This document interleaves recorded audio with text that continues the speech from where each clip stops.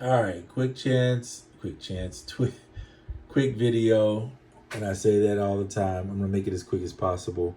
So I've talked about this before using the radio. You can do this with iOS or on Ableton. So I use the radio, picked out a section that I wanted to use, threw it into a Serato sample, chopped it up, and then I came out with this little guy here. Duplicated it and then froze the track. Now, if you're on iOS and you're doing this, I'm trying to hold this phone steady. If you're on iOS doing it, you can use beatmaker 3. You can use any of those things. And Radio AU is the one I use on there, which is, I think, the same people that make Drombo. Or you can use Drombo. Whatever the case may be, build yourself a sample. I built the 8-bar sample. You can do 4-bar, whatever you want. Then I'm just using this so I can do this. Brought it over to the SP. Ironically, I made the drums first. Simple.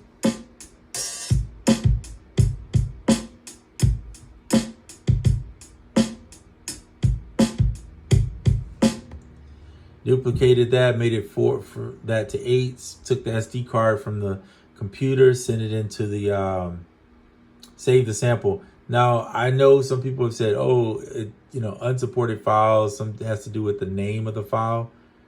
I don't believe that to be true. I think it has to do with the with whether it's 16-bit, 24-bit, etc., etc. For some reason, when I do 16-bit files, it works every time. If I do 24, sometimes it works, sometimes it doesn't. I don't get it. Like, it's almost like it can't convert it, but it should be able to convert it. Sorry, my finger's in the camera now. I didn't realize that. But whatever, if I do 16, it tends to work. So 16-bit, convert it, put it on there, load it in. I'm gonna get out of pattern mode right here. So all I did was hit shift here, you can see, and there's sample. I like to put I have my drums in one folder, but I have my samples in another folder, and you'll see right there, radio cinematic.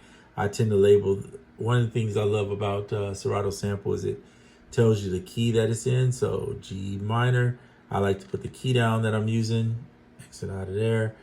I load the sample in.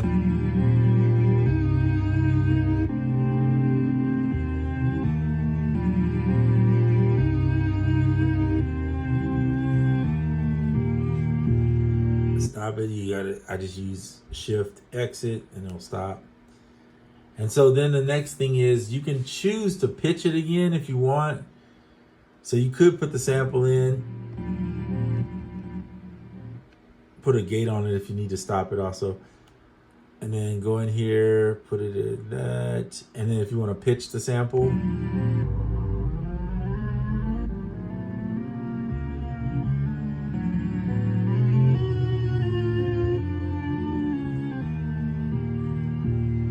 I didn't choose to pitch it, and the reason why is because I like the way it sounds.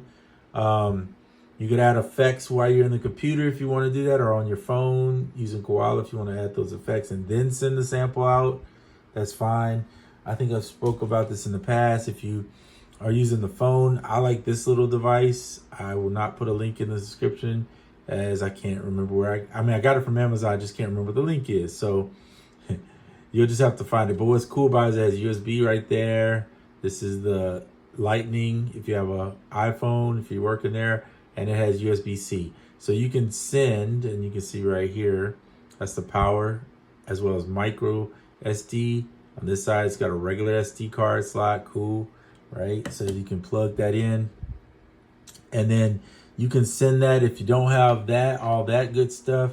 There's always this guy with this, if you have the SP, to send it in here. If you don't have none of that, just use, what you have. The idea is just to get the sample into whatever device you're going to put it into. And then, yeah. So I built a pattern for the drums, then put it all together, and it sounds like this.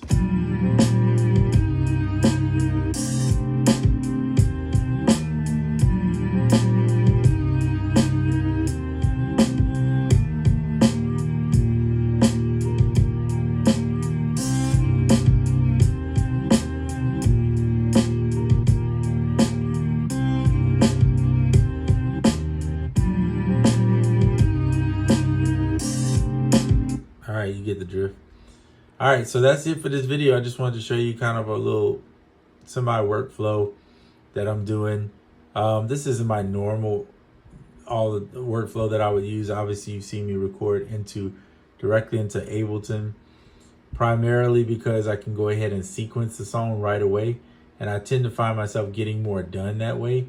But if you're just in the creative process, sampling right into the SP, or even, grabbing something to work with, a sample off the radio, or whatever you choose to do, is a great workflow, I believe. And yeah, take advantage of whatever tools you have and make it work.